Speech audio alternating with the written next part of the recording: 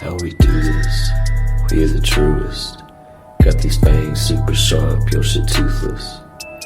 Cold-hearted, yeah we ruthless. All the ghouls in the cut, let's get ghoulish. In the graveyard, acting foolish. Finna dance with the devil to no music. Cold-hearted, yeah we ruthless. All the ghouls in the cut, let's get ghoulish.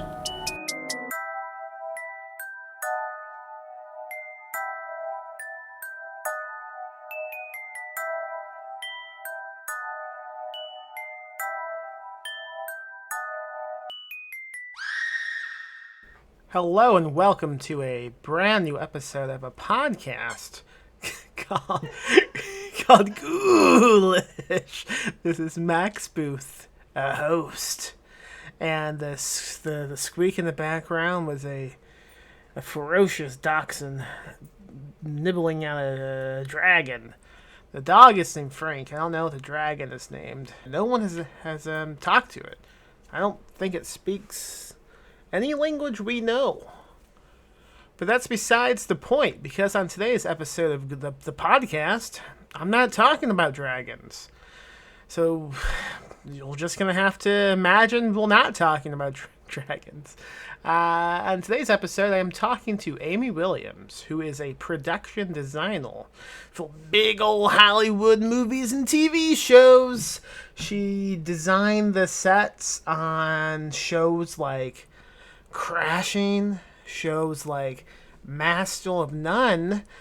She also was the production designer of a little movie called We Need to Do Something, which I wrote and is now available on the places you rent movies. She is the person who designed the bathroom that's in the movie. So on today's episode, Amy and I are talking about what went into coming up with the idea of how the bathroom even looks. We walk through every step of the process, because on this podcast, which again is called Ghoulish, that's the guarantee, baby. We walk through steps of all processes. That's what we do on this show. And that's what we're doing on this episode, specifically about production design of a spooky movie called We Need to Do Something. Go watch it. Also, we spoil the fuck out of the movie, so listen to this after you watch the movie, maybe. I think that's all I have to tell you in this intro, honestly. You can go buy the book, We Need to Do Something. It's available. You can buy a signed copy at perpetualpublishing.com. We recently launched a new weekly newsletter, a Substack, called The Ghoulish Times. So if you want to subscribe to that, you can go to theghoulishttimes.substack.com and you can subscribe. I'm doing it weekly, every Saturday morning. In addition to having news, I also am trying to write like a weekly essay about something spooky. So if that sounds cool to you, go subscribe. I will try to remember to include a link in the show notes of this episode. Speaking of this episode and this show, in case I haven't mentioned it recently, the musician behind the new theme song is Heathenish Kid, aka Kelby Losack. Great musician, great writer. He's written many great books. He's been on the show. Go look him up. Buy his books, listen to his music, support what he's doing. Alright, I think that's enough intro chat. Let's go ahead and get into the conversation with Amy Williams about designing spooky horror movie bathrooms. Only podcast that you're going to get an episode about designing a spooky movie bathroom. I promise you that.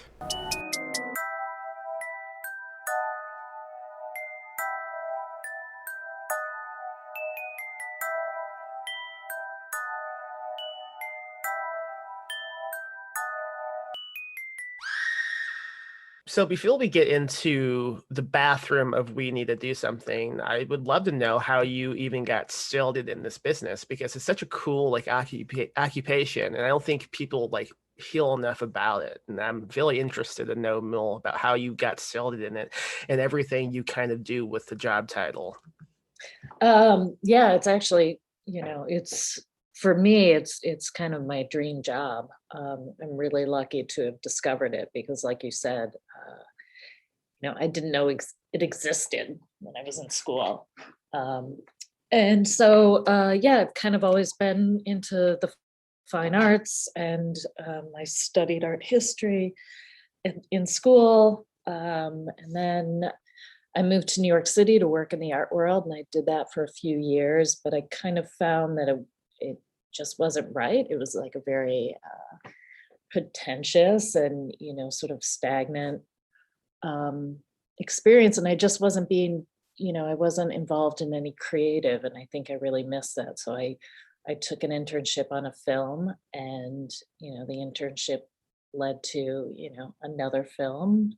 And I worked on, just everything I could get my hands on, student films, no budget films. Um, and then, I just sort of found my people, and realized that this sort of encompassed all my different interests in architecture and the arts and, you know, cinema. Um, and yeah, and so, I kind of met the right people, and I worked on the right projects. And I think after doing an Ira Sachs film called Keep the Lights On, I was like, yeah, this is, a beautiful art form. I'm into it. And I found my dream job. So, Cool. What was the film that you began with, the internship? oh, it's a terrible film. It's it's a terrible film. Tommaso Ortino was the production designer, and he's a really great friend of mine. Um, and I answered a Craigslist ad, which is how I met Tommaso. And it was a film called How to Seduce Difficult Women. Oh no. Terrible. Not a promising title. Yeah. Okay. And how did you meet up with Sean and everyone else at Atlas? How did you guys get connected? It was like June maybe of 2020, and everyone was in seclusion and the height of the pandemic. And I grew up in Michigan, and I was maybe about 10 years earlier, I had done a film in Michigan called Highland Park. And I was in the sort of Michigan film database. Um, and I think, they were looking for someone local to do the film in Michigan. And I think at the time they were calling it Shelter in Place. But yeah, that was the title they had decided to name it. yeah. And then, so I was like out in the country riding my bike, and I got a phone call from a Michigan number, and I assumed it was like an old friend or family. And answered the call, and it was Bill. And we just really clicked. He started talking about the project, and he's like, are you really, can you really work local? And because I live in New York, and and I was like, yeah, I think I could, but we're in the middle of this pandemic. And he's like, well, the film takes place all in one location, you know, because of because of COVID and all the restrictions. Maybe we can work out something where you work on this remote. And I had season 3 of Master of None was potentially starting back up in London. So I wasn't sure where I was going to be, but I just sort of was really charmed by the project and the pitch. And after I read the script, I just thought it was great, and I wanted to be a part of it. I know you built on set, at least when I was on set. Did you ever come to Michigan to look at things, or were you always remote when you did this? I was completely remote, which was the first time I've ever done that. I've never not seen one of my sets in person. So it was really crazy to kind of, to do this completely remote, and to, luckily I worked with Colin and Angie, and they stayed really true to the design and took sort of all of my suggestions for the surfaces and the materials and, how it would go. And I had, Sean's support from the very beginning, which was great, Bill's support. So it was kind of wild, never having seen the final product until I saw it at Tribeca. Oh wow, they didn't send you like a screening link at all? No, Oh no. Okay. but it was great because it was just like the perfect environment. You were Yeah. there, we all sat outside, and it felt like, during the scary moments, the wind would kick up. And, Yeah. it Like was at cool. one point in Brooklyn, like those dogs barking close by, and I thought this is like the perfect way to launch this movie. Yeah, no, it was perfect because we were outside and it was so open, but the film is all about being trapped inside, so it almost gave you that like weird layer of safety. So when I try to recall like last year when everyone was planning out this movie, I remember like receiving emails from you and Sean of like the different designs you'd come up with, like the potential ones we could use. And I think it was like 12 different possible ideas you came up with. I think early on we were just spitballing. Yeah. About what it should look like and how we should tie it in. And Sean told me about how he really wanted to make this like a Kubrick film. And so I think I narrowed it down to like 5 designs. Like one was a triangle shaped room, another one, was like an octagon. And then we started really getting into like all the Wicca symbols and how we can incorporate that. And Yeah. the Shining bathroom was a big influence on it. But yeah, we were just sort of kicking around all different ideas, like what should the house be? And I think it was when Sean and Bill found the house exterior that sort of it's kind of informed some of the design choices. Oh, I didn't realize that they had found the house before the bathroom was like decided on. Yeah, and luckily, the bathroom, we had talked about color palette early on, and sort of, I was really intrigued by sort of like the feminine powers that be in this film. And, so we wanted to kind of make it like very internal, like the inside of a body, like pinks and reds and very Wow. feminine. No one said that to me before, that the inside of a body. That's really cool. Like Yeah, I and haven't had this discussion with anyone about like the choices of the bathroom design, so this is awesome. oh, cool. Yeah.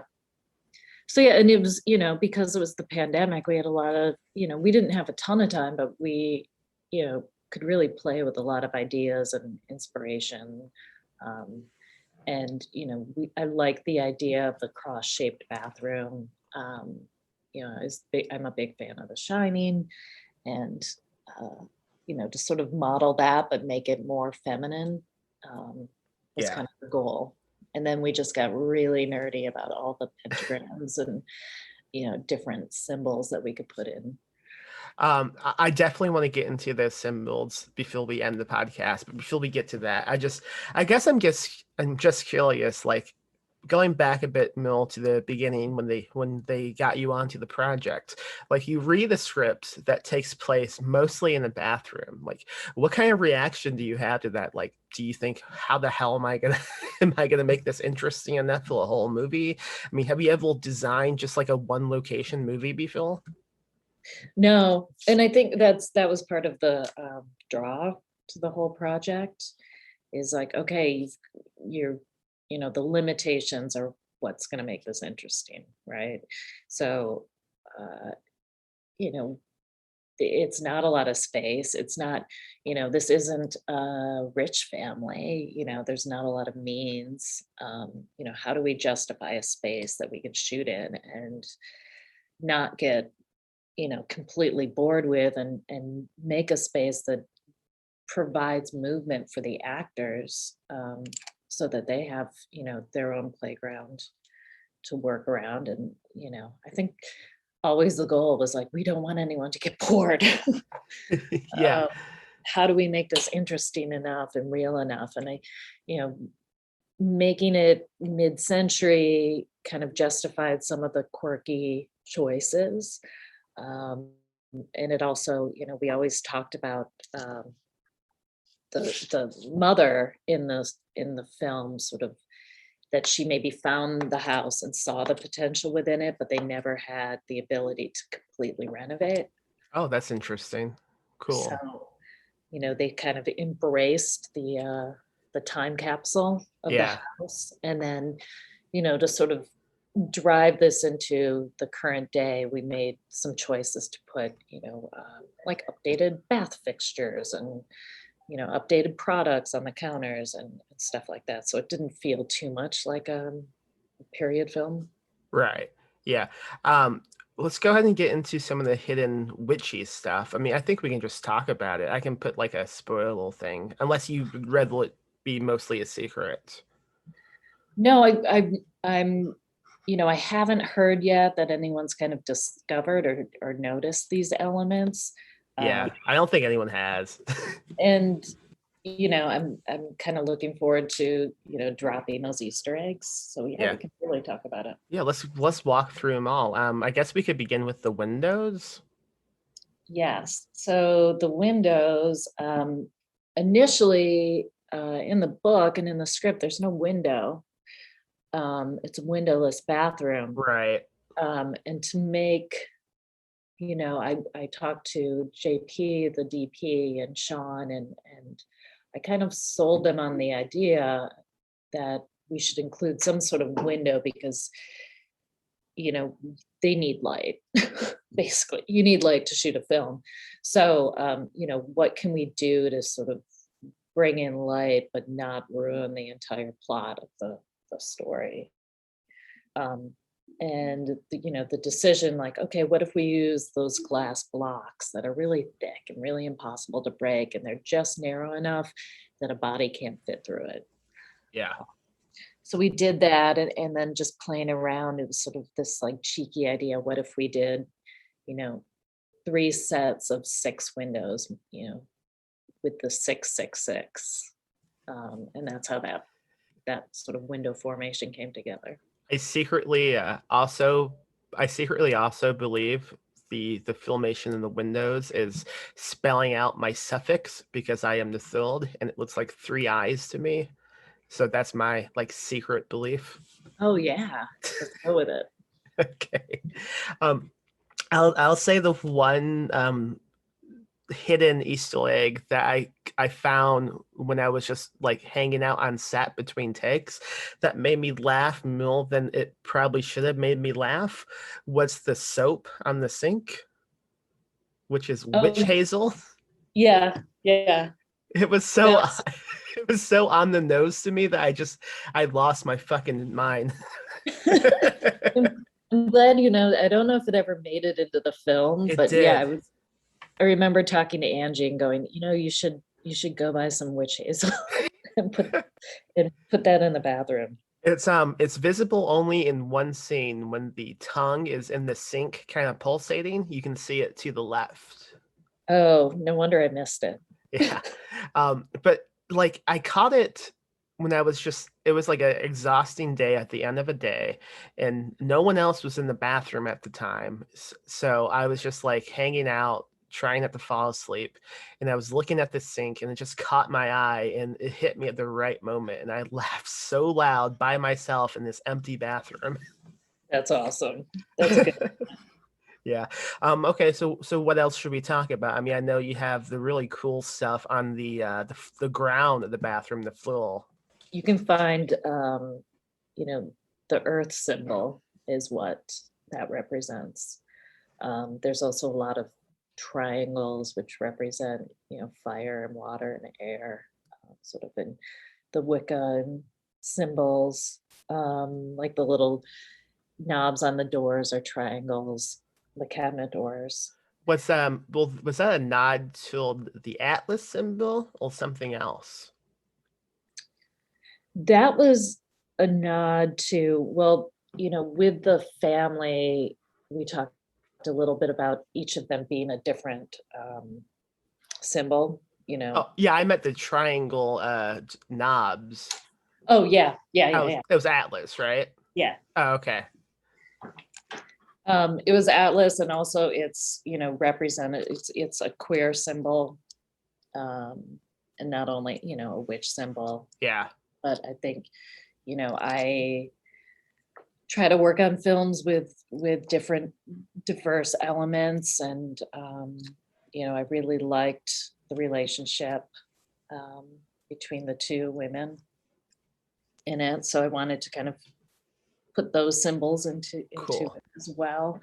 And then the ceiling, which you don't see very much, are you know, a series of beams that come together and actually make a pentagram. Oh, uh, wow. I had no idea. and then just in the bathtub, there's another symbol that I found that's actually a double pentagram to kind of Hmm. show Melissa and Amy's relationship. Because when I Nice. read the script, they were, you know, there's this the first moment where they're in the bathtub together, and we knew that was going to be in there quite a bit. Yeah.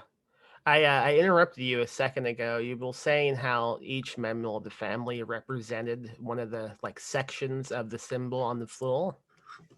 Yeah, so, you know, I think it's earth, wind, fire, earth, air, fire. What's the fourth one? Uh, Um, water, oh water. yeah. Yeah. Who do you think is who? I mean, I think Bobby would have to be the waddle since that's all he's asking Phil as things happen to him till the end. Yeah, I mean, I don't know. The dad seems like fire Yeah, definitely. for sure. You know, I think because the mother escapes, I would give her earth. Okay, that makes sense. And wind because Melissa potentially caused the She storm that caused the happened. storm. Yeah. All Yeah. right. Wow. This is such a smelt movie. Such a smelt bathroom, at least. Yeah, it's packed full. Was there anything else that I'm not thinking of? What else? The shape of the room, actually, you can draw a pentagram in it from point to point. I think that's about it. Okay. Well, that's a lot, though. I mean, I kind of doubt most bathrooms in movies have this much thought put into them. Well, it's, you know, when you have one set. And it was just so fun, you know, your words and your writing sort of lent it to that playground. Yeah. You know, and just, you know, researching, I think, you know, just on social media earlier today, you know, someone was was throwing shade because the door swing wasn't a proper door swing. And, you know, these are discussions we all had, like, Yeah. okay, we justify this. Maybe we say, you know, the entrance was formerly something else, or, you know, Right. it's solid, you know, because we knew it had to be blocked by a tree. We knew they couldn't escape it. So, you know, how do So we really sell? with with the with the bathroom duel specifically, when we were trying to get this movie made, so many like notes I would get from producers and potential like investors would be how come the door opens out to the outside and not the inside? And it drove me crazy because I would sometimes have these meetings in my bedroom, and in my bedroom is a bathroom, and the door opens to the outside. So I would just get up and walk behind my computer and just show them on the webcam, look, it's opening to the outside. This is not that uncommon, but some people just refuse to believe that a bathroom door could ever open to the out when many bathrooms have that. Yeah, it's true. It's, you know, it's a code thing. But also, you know, our set, our house is an older house.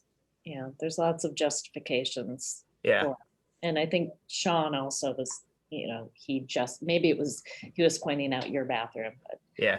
um I definitely took a video one time and just emailed it to several people who were confused about it. So several producers have a video of me just walking through my bathroom, showing them that it's possible. that's awesome. It's so funny though. Like in a movie will like you rip the tongue of a demon dog out, the bathroom duel was the most unrealistic plot for everybody. Yeah. Well, they people have to find a flaw somewhere. Yeah. Oh well. I guess in a way it's become just this ongoing joke at this point. Yeah. No, Yeah, it's it's fine.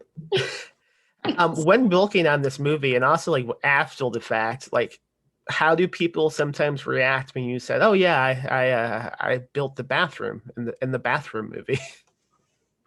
um, it hasn't come up a lot because it just came out. Um, I think one of the things that was really special about the design was how it immediately brought the crew together. Um, and even though I wasn't there physically, I felt like I knew everybody and, through social media and just, emails and conversations, I felt like relationships were developed because of this space that I designed for everybody. Um, so I felt really close to the crew. So it was such a bizarre experience meeting everyone at Tribeca for the first time. Um, Yeah. So what was it like when you finally got to see the movie and like you saw the bathroom you designed? Was it what you had in mind? yeah, I mean, I was nervous because a lot of materials weren't available to us. The tiles had to be hand painted. A lot of the surfaces, had to be constructed, and we didn't have a lot of money and a lot of time. And so I was nervous that it wasn't going to be passable. But the team in Michigan and that Colin led, they pulled it off. I was very happy, and especially a lot of that you can attribute to Sean's directing and JP's lighting and cinematography. Uh, I think they captured it really well, and I think it's one great thing about the design is that it's a little disorienting too, and I think that helps. Now, forgive my ignorance on this, but were you also involved in like designing Amy's desk when she's doing the spell stuff in her bedroom, or did you just work on the bathroom? We worked on the whole design of everything. I Okay. was, we would when they scouted the house, we were on FaceTime together, Sean and I, looking at different elements of where Amy's room should be. And we both really liked the sort of more master size bedroom Yeah. because it had the mirrors. And luckily, JP was totally game to shoot mirrors, which is a very scary thing for a DP to do because you see the world. Yeah. So he was down to do that, and we figured like, okay, we can make this feel a little bit smaller. We can make it feel like it's a teenage girl's room. Um, and we looked at other areas of the house, the kitchen, and the entryway, and I think Sean and I were back and forth about whether the kitchen would be a decent place to shoot. I think I wasn't a fan of it, but he was okay with it. I don't think it ever made it in the movie, so It didn't. No, we good. cut that from the script. We never even filmed it. Yeah. And Yeah. I think the only thing I wasn't a part of was the school. Because Yeah. it was an exterior, and it was also it was the only option. So it's like, okay, we're gonna film here. Yeah, that specific scene, which is maybe 3 minutes in the movie, was probably the biggest pain in the ass, at least from my perspective. I had to rewrite that scene like 5 times just because it kept changing of like well it was being set. Like originally it was in a classroom, and then it was And like it on was a on bleachers, right? yeah, it went from a classroom to being like on a track and field, and then it just went to the bleachers only. And then it was I don't know if Sean's talked to you about filming that scene specifically, but it was just a disaster. Like we showed up and a high school football team was practicing on the field and they refused to leave. So we just had to we had to film it with them in the background. I think the scene looks great. Yeah, I think it does too. But also like we only had maybe 1 or 2 takes we could do, because in the background it was fairly clear we were about to get we were about to summon a bad thunderstorm. And yeah, like we like the moment we wrapped, it began raining so damn hard that we couldn't even drive away. We couldn't see anything. We had to all hide like underneath this ceiling that was coming out of a concession stand. Oh my gosh. And that was like that was one of the last days too. Yeah, I think it was the last day, yeah, because we wrapped and we then went to the wrap party that night. So yeah. Yeah, the really life imitating art there. It was pretty funny. I think that's probably all I have for you. Did you have anything else to add about the bathroom? Um, no, I mean, I think, one thing that was great about the collaboration was also, working with the costume designer and making sure that, everything fit and it was kind of, a cohesive palette. And I think that worked out really well. I think all the characters look great. I mean, the actors are incredible. Um, they make the film. Besides the writing, of course. Of course. and the production design. Yeah. But no, I think everyone was, at the top of their game and we were living in an existence of unknown. So it made it even more, I don't know, rich. Just be glad you built on set the day they destroyed it and put it in a dumpster. That was the saddest day of my life. I saw your pictures. It's always heartbreaking every time. I was so shocked. It's it's such an expense and a large amount of work and so much happens there. And the only thing I can say is that, at least it lives forever on film. Yeah. And out in the universe. But yeah, it's heartbreaking to see the sets go down. Sometimes, I can't even be there physically. And other times it's so cathartic because it's like, this constant building of worlds. Yeah. And tear them down and move on to the next. Sometimes it's, it feels good. I don't think I realized that that's what was going to happen. And I just walked out of my hotel room the next day and it was just in the dumpster. And I was just baffled. I guess I was thinking, like, why wouldn't you save this for the rest of time? Yeah. No, and there's, I guess you can, the great thing about, the plans and the designs is that if we ever need to, we can recreate it. But yeah, it just sort of exists for a moment.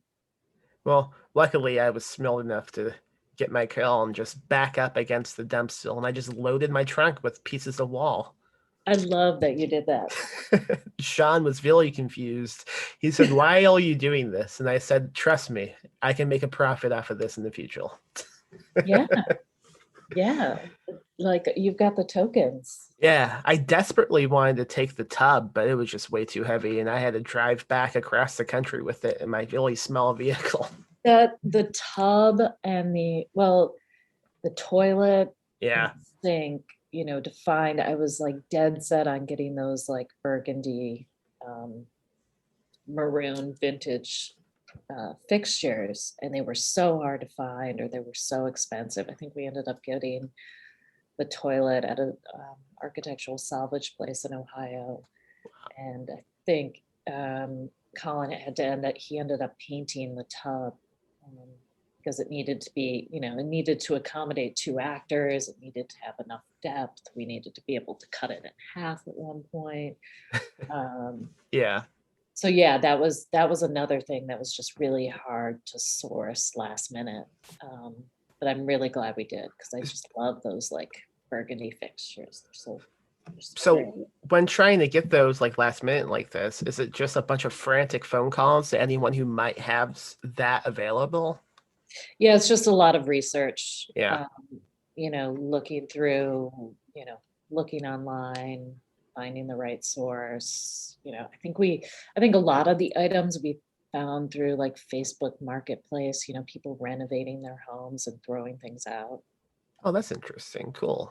Like some of the fixtures we found, and this was, at the time I was in London and I was, sourcing local like Michigan Yeah. architectural salvage places. So Yeah, modern technology is amazing. There's something just inherently funny about being in London and trying to design a bathroom for Michigan. I don't know why that is, but it's really funny to me. No, my life at that time was super weird because I was working on Master of None and I was building a house that was supposed to be upstate New York while in London. And then at the same time, also pulling together a bathroom in Michigan. What are the bathrooms like in Master of None? I'm gonna have to go back and check them out. You have to see them. Like they're beautiful. Completely different animal. They're like Yeah. the idea was that it was like a 200-year-old farmhouse in upstate New York. So they have all these like weird sloping ceilings and vintage wallpapers and some of them are, because I love the Easter eggs, some of them are nods to some of our film references and in that as well. Is season 3 out yet? Yep. Oh, Yep. wow. Okay. I believe I've seen the first 2 seasons because the second season's black and white, right? Yeah, the first episode's black and white. Oh, okay. And then It'll, it changes. But it's what real does the second season take place? It's not in the US. It's like in the Italy. second season was in Italy. The first 2 episodes were Italy, and then they're back in New York. Okay, shit. I think I just need to rewatch all of them then. It's been a while. And season 3 is completely different. It focuses on Denise's character and her life, her married life upstate. It's very much like scenes from a marriage, but Black lesbians upstate New York. Forgive me, but a minute ago, did you say those nods to we need to do something in this show? In Master of None? Yeah. I don't think. Okay. So. I think I misfilled you then. Okay. I thought you said you had nods in the bathroom of Master of None from we need to do something. It was some of the nods in Master of None are to like some film references we were using. Oh, okay. Gotcha. I understand now. For that project. So a lot of like Bergman and Chantal Ackerman, and it's sort of, and I like to keep projects very separate and unique to, what the situation is and the people that you're working with so that every time it feels different and unique. Sean and I talked a lot about that. We were like, okay, we definitely want to pay homage to, The Shining, but, we want to eventually become, our own unique thing that people haven't seen before, as opposed to, trying to copy. We looked at tons of film stills and references and, the goal was always like, maybe, we'll be a reference someday.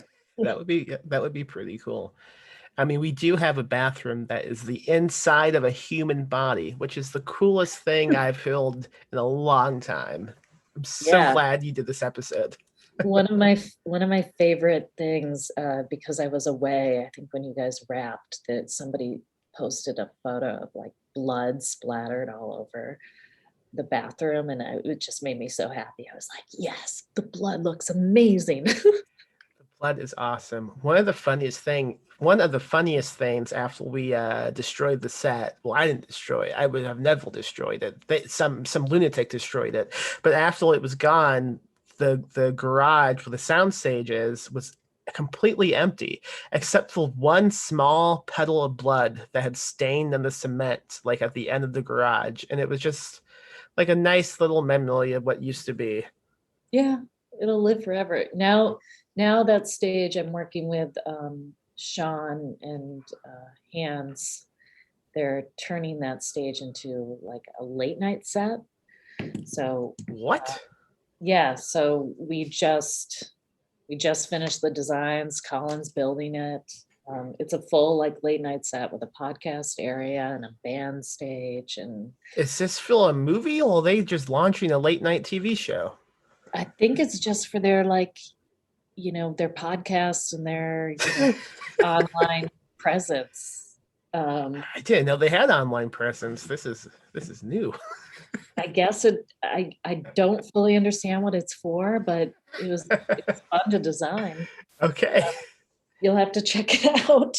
But yeah, now the stage it's on to its next life. All right. I guess it lives on. Once was a bathroom, now it's a late night TV show stage. Yeah. All right. Well, hey, thank you for doing this. This was a lot of fun. Do you have anything else you'd like to plug? Any social media stuff that people can follow you on? Yes. My Instagram has a lot of behind the scenes stuff, and you can find my handle is Amy R. Williams. And yeah, no, I just want to plug this one. Cool. So yeah, thanks for your beautiful words, Max. I mean, your terrifying words. Thank you for your beautiful and also terrifying bathroom. Yeah, let's do it again. And that was Amy Williams talking about being a production designer on spooky movies. Go watch We Need to Do Something, available now on iTunes and Amazon and YouTube and Vudu and all those other places. Go pick up the book.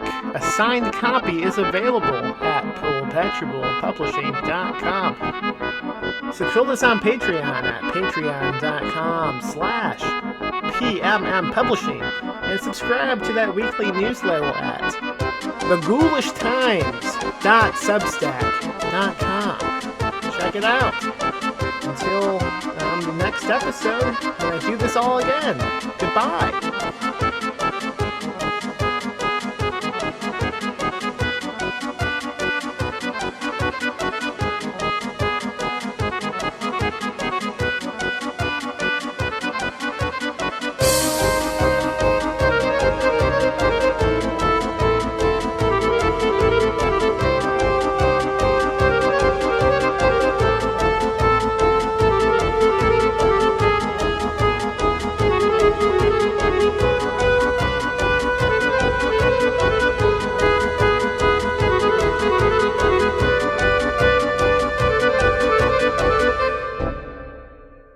Live spooky, die spooky. Rest in peace, Max.